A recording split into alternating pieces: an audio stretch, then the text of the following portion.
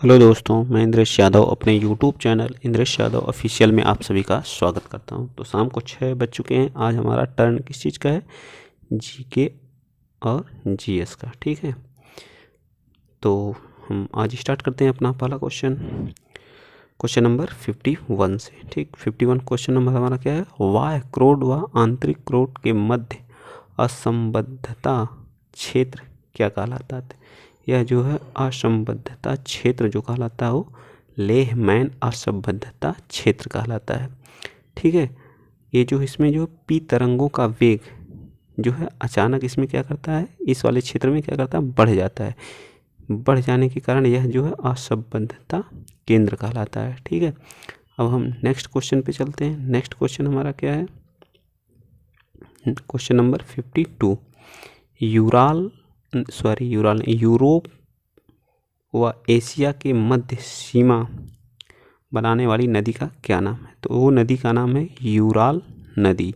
Ural नदी जो है रूस तथा कजाकिस्तान से प्रवाहित होती है। कहाँ से? रूस और कजाकिस्तान से प्रवाहित होती है। इसका उद्गम जो है यूराल पर्वत से होता है। यूराल नदी का उद्गम जो है कहाँ होता है? उद्गम जो है उद्गम यूराल पर्वत से। ठीक, यूराल पर्वत से। और जो है इसका जो मतलब कैस्पियन सागर में अपना जाकर के क्या गिराती है? पानी गिराती है। किस सागर में? कैस्पियन सागर में। कैस्पियन सागर में जाकर के क्या करती है? अपना पानी गिराती है। विश्व की सबसे बड़ी मतलब वैल्यूम में सबसे बड़ी नदी कौन सी है? अमेजन नदी है। ठीक, नेक्स्ट क्वेश्चन हमारा है। नेक्स्ट क्वेश्चन चलते हैं, क्वेश्चन नंबर 53 क्वेश्चन हमारा क्या कह रहा है? क्वेश्चन नंबर 53, निम्नलिखित में से सुमेलित कीजिए। ठीक है, 53 क्वेश्चन क्या कह रहा है? तो जिब्राल्टर जल संधि जो है ये हमारा जो है अफ्रीका महाद्वीप हो गया, और ये हमारा यूरोप अफ्रीका और यूरोप को अलग करने वाली जल संधि को क्या कहते हैं? जिब्राल्टर संधि। और भूमध्य सागर को अटलांटिक सागर से क्या करती है?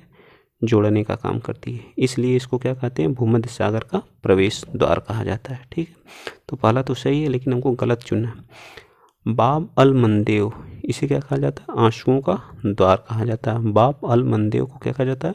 आंसुओं का द्वार कहा जाता है। यह जो है बाब अल मंदेव जो है लाल सागर को अदन की खाड़ी से जोड़ने का काम करती है। ठीक है, इसलिए इसको जो है आंसू की तरह है ये जो है, इसलिए इसको आंसुओं का द्वार कहा जाता है। ठीक, अगला डोवर जो है डोवर जल संधि। जो हमारी डोवर जल संधि है इसको हम जो विश्व की सबसे चौड़ी जल संधि नहीं कहते हैं, बल्कि किस जल संधि को कहते हैं? डेविस जल संधि। डेविस जल संधि को विश्व की सबसे चौड़ी जल संधि कहते हैं। ठीक है, क्योंकि ये जो ग्रीनलैंड द्वीप को बैफिन द्वीप से अलग करती है। ग्रीनलैंड द्वीप को बैफिन द्वीप जो हमारा कनाडा में पड़ता है, यह विश्व की सबसे चौड़ी होती है। तो यही हमारा पार्ट इधर सही। पाक जल संधि जो भारत और श्रीलंका को अलग करती है, बिल्कुल सही है। और ये क्या करती है? मन्नार की खाड़ी को किससे कनेक्ट करती है? बंगाल की खाड़ी से कनेक्ट करती है। ठीक है, नेक्स्ट क्वेश्चन चलते हैं। क्वेश्चन नंबर हमारा 54 है। 54 क्वेश्चन हमारा क्या कह रहा है? भारत का अक्षांशीय एवं देशांतरी विस्तार कह रहा है। ठीक है, तो इसमें हमारा क्या होता है? ये हमारा भारत है। ठीक, भारत हमारा पूर्वी एवं उत्तरी भाग में पड़ता है। ग्लोब पे हमारा पूर्वी एवं उत्तरी भाग पे, जैसे हमारा एक ग्लोब हो गया तो भारत हमारा एक भूमध्य रेखा है, तो ये हमारा 0 देशांतर रेखा, तो इस वाले हिस्से में हमारा भारत पड़ता है। ठीक, तो इतना समझा दिया। अब चलते हैं हम भारत की अक्षांशीय। और इस साइड जो हमारा क्या है? 68 और इस साइड जो हमारा 7:25 ठीक, और इधर जो हमारा 8:04 और उत्तरी भाग में जो है 37:06। ये जो हमारा जो है सबसे दक्षिणतम बिंदु होता है उसको कहते हैं इंदिरा पॉइंट। इस वाले बिंदु को क्या कहा जाता है? इंदिरा पॉइंट। इसको कहते हैं इंदिरा कॉल, जो कहाँ पड़ता है? लद्दाख में। इंदिरा कॉल कहा जाता है। ठीक है, इंदिरा कॉल कहा जाता है। और जो इसे पूर्वी में ही पड़ता है लेकिन भारत का एक तरह से पश्चिमी है। ये जो हमारा गौर माता कहलाता है। क्या कहलाता है? गुजरात में पड़ता है गौर माता, और जो अरुणाचल प्रदेश में पड़ता है उसको कहते हैं किवीथू। किवीथू किवीथू जो 97 अंश 25 मिनट पे स्थित है। ठीक, तो इसमें हमारा कौन सा भी पढ़े हम? ए वाला पार्ट, और C part is the right. तो बी और सी हमारा क्या हो जाएगा? सही हो जाएगा। ठीक है, नेक्स्ट क्वेश्चन चलते हैं। क्वेश्चन नंबर, तो इसमें ऑप्शन में कौन सा सही हो जाएगा? B part. ठीक, okay, next question, question number 55 question है, हिमालयन फ्रंट फॉल्ट HFF निम्नलिखित में से किस किस को अलग करता है? तो ये हमारा जो क्या करता है, मध्य हिमालय को दक्षिण हिमालय से, उत्तरी हिमालय को मध्य हिमालय से, शिवालिक क्या करता है, शिवालिक हिमालय को गंगा हिमालय से, और हमारा अगला ऑप्शन क्या है, उत्तर भारत को शिवालिक भारत से। बताइए चारों ऑप्शन में से कौन सा पार्ट हमारा सही होगा? आप लोग बताइए। तो ये क्या करता है, हमारे शिवालिक हिमालय को गंगा के मैदानी भागों से क्या करता है, अलग करता है। शिवालिक हिमालय को क्या करता है? तो C part is the right answer. ठीक, नेक्स्ट क्वेश्चन चलते हैं। वह प्रथम तुर्क शासक जिसने शुद्ध अरबी के सिक्के चलाए, कौन था वो तुर्क प्रथम शासक कौन था? बलबन नहीं था, इल्तुतमिश था। इल्तुतमिश प्रथम तुर्क शासक कौन था? इल्तुतमिश था। ठीक है, इसने जो है चांदी के टके के सिक्के चलाए थे, चांदी के टंका का, जो 175 क्रेन का था। क्या था? 175 क्रेन का था। ठीक है, 175 क्रेन का। और तांबे के जीतल के भी सिक्के चलाए थे, तांबे के जीतल का भी सिक्का चलाया था। ठीक, नेक्स्ट क्वेश्चन, जो रजिया सुल्तान थी, पहली महिला शासिका थी जो है, बलबन जो है सिजदा फाबोश और लौह रक्त नीति अपनाने वाला जो है, ये भी गुलाम वंश के ही, सब जितने हैं सब गुलाम वंश के शासक हैं। ठीक, नेक्स्ट क्वेश्चन चलते हैं। नेक्स्ट क्वेश्चन हमारा है, महमूद गजनवी के साथ भारत आने वाला मुस्लिम विद्वान कौन था? महमूद गजनवी, तो उनके साथ, महमूद गजनवी के साथ कौन आया था? अल-बरूनी आया था। कब आया था? 1024 से 1030 के समय जो है, जब सोमनाथ पर आक्रमण किया था जो महमूद गजनवी, तो उनके साथ जो है कौन आया था? अल-बरूनी। इसकी एक पुस्तक है जिसको क्या बोला जाता है? तहरीक-ए-हिंद। तहरीक-ए-हिंद इसकी पुस्तक है। तहरीक-ए-हिंद, हिंद किसकी पुस्तक है? अल-बरूनी की एक पुस्तक का नाम है तहरीक-ए-हिंद। फिर आता हमारा next question, question number 58, Vikramshila विश्वविद्यालय का संस्थापक कौन था? तो इसका जो था धर्मपाल जी क्या थे? विक्रमशिला विश्वविद्यालय के संस्थापक थे। ये जो है इन उपाधि महाराजा धीराज की उपाधि धारण किए थे। किसकी? महाराजा धीराज की उपाधि धारण किए थे। ठीक है, महाराजा धीराज परमेश्वर की और परमा भट्टारक की भी उपाधि धारण किया था। धर्मराज ने पाटलिपुत्र में एक बहुत बड़े दरबार का भी आयोजन किया था, जिसे हम विक्रमशिला प्रसिद्ध बौद्ध विहार कहा जाता है। ठीक है, नेक्स्ट क्वेश्चन हम चलते हैं। क्वेश्चन नंबर 59 हमारा है जो है, कह रहा है कि 1528 ईस्वी में बाबर ने चंदेरी पर आक्रमण कर उसे जीत लिया था। उस चंदेरी का शासक कौन था? तो महमूद लोदी, हसन खां मेवाती, मेदिनी राय, सलहदी तंवर। तो कौन था? मेदिनी राय था। 1528 में चंदेरी का युद्ध हुआ था। ठीक है, बाबर और मेदिनी राय के बीच। तो इसमें विजय किसकी हुई थी? बाबर की हुई थी। ठीक है, और 1526 में जो पानीपत का प्रथम युद्ध भी हुआ था, 1526 में पानीपत की लड़ाई हुई थी, पानीपत की। ठीक, जिसमें बाबर जीत गया था। बाबर और इब्राहिम लोदी जो है लोदी वंश का क्या था? अंतिम शासक था, और मतलब युद्ध भूमि में ही मारा जाने वाला पहला शासक था। ठीक है, नेक्स्ट क्वेश्चन हमारा है question number 60। Question number 60, Bharat में पंचायती राज व्यवस्था के शिल्पी किसे कहा जाता है? तो पंचायती राज व्यवस्था के शिल्पी हैं बलवंत राय मेहता जी। बलवंत राय मेहता समिति 1857 में बनाई गई जो है, किसके लिए? पंचायती राज व्यवस्था बनाने के लिए। तो 243 आर्टिकल 243 में हमारे पंचायती राज के बारे में क्या किया गया? बताया गया है। ठीक है, और पंचायती राज दिवस जो है 24 अप्रैल को मनाया जाता है। 24 अप्रैल को पंचायती राज दिवस। ठीक, बलवंत राय मेहता ने त्रिस्तरीय पंचायती राज व्यवस्था के बारे में बताया था। जिला, ब्लॉक और ग्राम पंचायत के बारे में। ठीक, नेक्स्ट क्वेश्चन चलते हैं। नेक्स्ट क्वेश्चन हमारा 61। विधान परिषद के कुल सदस्यों में से कितने सदस्यों को अप्रत्यक्ष रूप से चुना जाता है? तो 5/6 को अप्रत्यक्ष रूप से चुना जाता है और 1/6 को राज्यपाल क्या करता है? मनोनीत करता है। ठीक है, और 1/12 सदस्य जो है निर्वाचन माध्यमिका स्तर के स्कूल अध्यापकों द्वारा चुने जाते हैं। ठीक, नेक्स्ट क्वेश्चन हमारा क्वेश्चन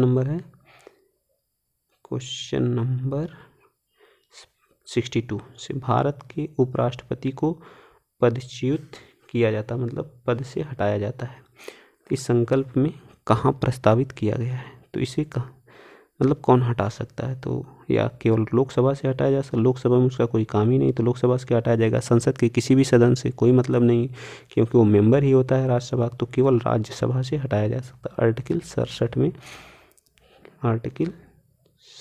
में दिया है। ठीक है, आर्टिकल 67 में के तहत हटाया जा सकता है, या वो अपने से क्या कर सकता है? राष्ट्रपति जी को त्यागपत्र देके हट सकता है। और इसको हटाने के लिए हमें क्या चाहिए? मतलब मेजोरिटी चाहिए, जो है क्या चाहिए? लोकसभा में मेजोरिटी चाहिए, तभी हम इसको क्या कर सकते हैं? हटा सकते हैं। ठीक है, बिना मेजोरिटी के हम हटा नहीं सकते। हमारा नेक्स्ट क्वेश्चन क्या है? क्वेश्चन नंबर हमारा 63 है। 63 क्वेश्चन चलते हैं। भारत में सरकार की संसदीय प्रणाली कहाँ से ग्रहण की गई है? भारत की जो संसदीय प्रणाली है वो कहाँ से लिया गया है? तो ये हमारा कहाँ से लिया गया है? ब्रिटिश संविधान से लिया गया है। ब्रिटिश संविधान से हमारी क्या की गई? संसदीय प्रणाली ली गई। यहीं से हमारी द्विसदनात्मक जो व्यवस्था है, लोकसभा, राज्यसभा, और तो ये सब हमारा कहाँ से लिया गया है? ब्रिटिश सरकार से लिया गया। एकल नागरिकता भी ब्रिटिश से ली गई है। एकल नागरिकता का प्रावधान भी ब्रिटिश संविधान से लिया गया है। मंत्रिमंडल प्रणाली, विधायी प्रक्रिया और विधि प्रक्रिया और संसदीय शासन भी जो है ब्रिटिश शासन से लिया गया है। ठीक है, क्वेश्चन नंबर नेक्स्ट चलते हैं। नेक्स्ट क्वेश्चन हमारा एनिलिडा संघ के जंतु निम्नलिखित में से किसके द्वारा उत्सर्जन करते हैं? किसके द्वारा करते हैं? विसरण द्वारा, ब्रिक द्वारा, ज्वाला कोशिका द्वारा, या विशिष्ट नालिका तंत्र द्वारा? तो हमारे जो है ब्रिक द्वारा क्या करते हैं? एनिलिडा संघ के जंतु जो उत्सर्जन करते हैं। ठीक है, नेक्स्ट क्वेश्चन हमारा क्वेश्चन नंबर 65 क्वेश्चन हमारा क्या है? इसमें कह रहा है कि निम्नलिखित में से कौन सा सबसे बड़ा एंजियोस्पर्म पौधा है? तो सबसे बड़ा एंजियोस्पर्म पौधा हमारा क्या है? यूकेलिप्टस है। यूकेलिप्टस। एंजियोस्पर्म का मतलब होता है इसमें फल, बीज, जड़, तना सब कुछ रहता है एंजियोस्पर्म में। ठीक, इसके जो फल होते हैं वो जो बीज होते हैं वो फल के अंदर रहते हैं। ठीक, जो बीज होते हैं वो क्या रहते हैं? फल के अंदर रहते हैं। ठीक है, और सबसे छोटा एंजियोस्पर्म पौधा हमारा लेमना। ये क्या सबसे छोटा है? ये क्या होता है? लेमना सबसे छोटा होता है। एंजियोस्पर्म ये भी होता है। ठीक, और सेक्यूया जो है ये हमारा जो है कौन सा पौधा होता है? सेक्यूया जो है, आप लोग बताइए कौन सा, किस पौधा, इसको किस नाम से जाना जाता है? सेक्यूया सबसे बड़ा जिम्नोस्पर्म होता है। जिम्नोस्पर्म सबसे बड़ा जिम्नोस्पर्म होता है। ठीक है, नेक्स्ट क्वेश्चन चलते हैं।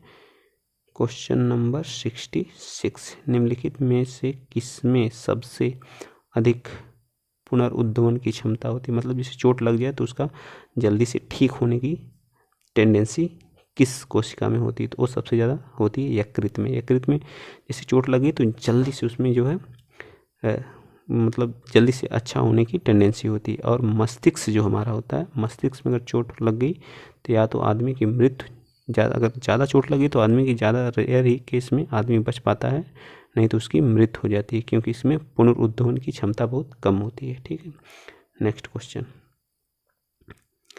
क्वेश्चन हमारा सांस अभियान निम्नलिखित में से किससे संबंधित है? तो सांस अभियान हमारा क्वाशियोरकर क्षय रोग या डिप्थीरिया या निमोनिया? तो निमोनिया से जो हमारा सांस नामक अभियान चलाया गया था। सांस नामक अभियान किस लिए चलाया गया था? तो यह जो है निमोनिया के लिए, इसमें जो 16 नवंबर 2019 को चलाया गया था। उस समय हमारे मंत्री थे जो है स्वास्थ्य एवं परिवार कल्याण मंत्री जो थे वो डॉक्टर हर्षवर्धन जी थे, उनकी देख रेख में यह चलाया गया था। ठीक, इसका मतलब था निमोनिया से जो मृत्यु दर है उसको कम करने के लिए किया गया था। ठीक है, नेक्स्ट क्वेश्चन चलते हैं। क्वेश्चन नंबर हमारा है 68 क्वेश्चन में हम जो है निम्नलिखित में से कौन सा सबसे तेज और सबसे छोटा कंप्यूटर है जो मस्तिष्क की तरह कार्य करता है? तो हमारा क्वांटम कंप्यूटर क्या करता है? मस्तिष्क की तरह कार्य करता है। ठीक है, और सबसे छोटा भी है। क्वेश्चन नंबर 69, भारत में सुपर कंप्यूटर के जनक कौन है? तो जी सतीश रेड्डी जो है DRDO के हेड हैं, DRDO। और के सिवान जी जो है इसरो के हेड थे, लेकिन इस समय ये रिटायर्ड हो गए हैं, इनके जगह पे आए हैं सोमनाथ जी। ठीक, और डॉक्टर विजय पांडुरंग भटकर जो है ये हमारे क्या हैं?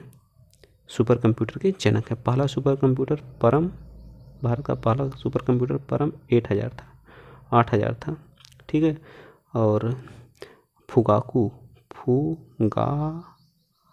कहाँ का है? जो सबसे तेज, विश्व का सबसे तेज है कंप्यूटर है जो जापान का है। कहाँ का है? जापान का है। ठीक है, नेक्स्ट क्वेश्चन चलते हैं। क्वेश्चन नंबर 70, वर्ड प्रोसेसर तथा स्प्रेडशीट किसका उदाहरण? वर्ड प्रोसेसिंग का काम करते हैं जो है, स्प्रेडशीट पे हम कुछ ना कुछ बनाते थे। सब क्या है? इसको हम एप्लीकेशन सॉफ्टवेयर कहते हैं। क्या कहते हैं? Application software. एक तरह के क्या है? एप्लीकेशन है जिन्हें हम डाउनलोड करते हैं, एप्लीकेशन भी तो होते हैं। ठीक है, नेक्स्ट क्वेश्चन, भारतीय पर्वतारोहण फाउंडेशन की पहली महिला अध्यक्ष किसे बनाया गया? तो पहली महिला अध्यक्ष जो है हर्षवंती जी को बनाया गया है, जो कहाँ की हैं? ये उत्तराखंड की हैं, मतलब यूके उत्तराखंड की यह महिला। यह एक पर्वतारोही भी रही हैं जो है, या ये क्या रही हैं? पर्वतारोही रही हैं। 62 वर्षीय हैं ये। इनकी उम्र कितनी है? 62 वर्ष की है। इसमें वोटिंग हुई थी 107 वोट में से इनको कितने? 60 वोट हासिल हुए थे। कितने वोट? 60 वोट। ठीक है, और रेखा शर्मा हमारी महिला आयोग की क्या है? अध्यक्ष। रेखा शर्मा क्या है? महिला आयोग की अध्यक्ष। नेक्स्ट क्वेश्चन, क्वेश्चन नंबर 72, 1 नवंबर 2021 को मुख्यमंत्री योगी आदित्यनाथ ने पारदर्शी कंपोजिट सिलेंडर लॉन्च किया है। इसका निर्माण किस कंपनी द्वारा किया गया है? तो इसका निर्माण जो है IOCL कंपनी द्वारा किया गया है। इसको जो है इंडेन जो हमारा जो सिलेंडर नहीं आता इंडेन का, वो जो है घर घर क्या करेगा? पहुंचाएगा। गोरखपुर हो गया, लखनऊ हो गया, बनारस और इलाहाबाद में घर घर तक ये क्या करेगा? पहुंचाने का कार्य करेगा। ठीक है, क्वेश्चन नंबर 73, पुर्तगाली शासन से मुक्ति की 60वीं वर्षगांठ के उपलक्ष्य में बजट 2021-22 की घोषणा के अनुसार किस राज्य को 300 करोड़ रुपए आवंटित किए जाने की घोषणा की गई? कितने रुपए? 300 करोड़। अब पुर्तगालियों का शासन कहाँ पे था? गोवा में था। तो गोवा को क्या किया गया? 300 रुपये आवंटित किए। गोवा की राजधानी कहाँ है? पणजी। कहाँ है? पणजी। यहाँ के जो है CM कौन है? तो प्रमोद सावंत जी थे। इस समय वहाँ पे क्या हो रहा है? चुनाव हो रहा है। कुछ दिन में बदल जाए या वही बने, वो तो चुनाव ही जाने।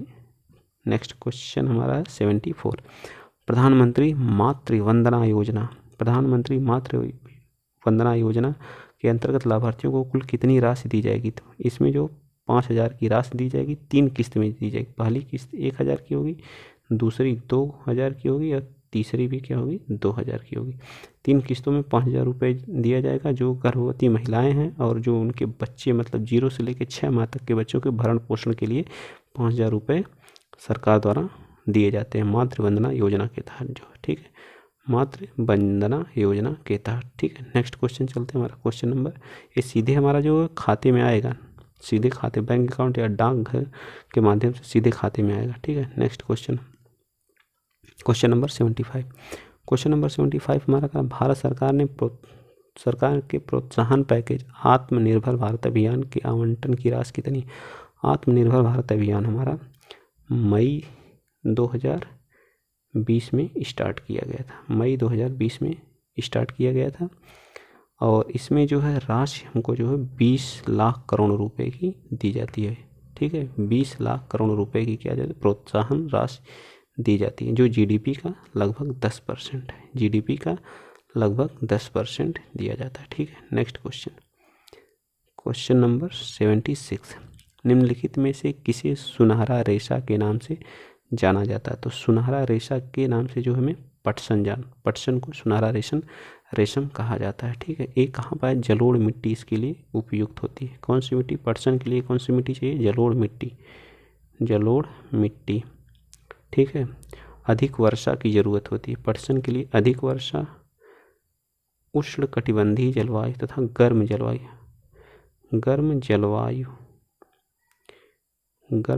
अधिक वर्षा की जरूरत होती है। ठीक है, और पटसन हो गया। कपास भारत में सबसे ज़्यादा कहाँ होता है? गुजरात और महाराष्ट्र में। इसके लिए काली मिट्टी की आवश्यकता होती है। ठीक, और कॉफ़ी कर्नाटक राज्य उत्पादन में नंबर 1 है कॉफ़ी। और पटसन में जो है भारत और बांग्लादेश अग्रणी राज्य हैं, भारत और बांग्लादेश। ठीक है, कृषि विभाग की स्थापना कब की गई थी? कृषि विभाग की स्थापना जो है 1875 में की गई थी। 1875 में कृषि विभाग की स्थापना की गई थी। ठीक है, नेक्स्ट क्वेश्चन नंबर 78। ये हमारा लास्ट क्वेश्चन आज का है। पशुपालन एवं डेयरी विभाग ने कौन सी पशुधन गणना रिपोर्ट जारी की? तो ये 20वीं है, जो 20वीं पशुधन गणना, ये जो है 16 अक्टूबर 2019 में की गई थी। इसमें पशुओं की गणना की जाती है और किस नस्ल के पशु हैं उसके साथ साथ पिछले से अगले की क्या की जाती है? तुलना की जाती है। ठीक है, तो दोस्तों आज के लिए इतना ही। जय हिंद, जय भारत। लाइक शेयर सब्सक्राइब करना ना भूलें। ठीक है, और जो अगर आपको पीडीएफ चाहिए इसकी जो है पीडीएफ, तो हमारे चैनल जो है इंद्रेश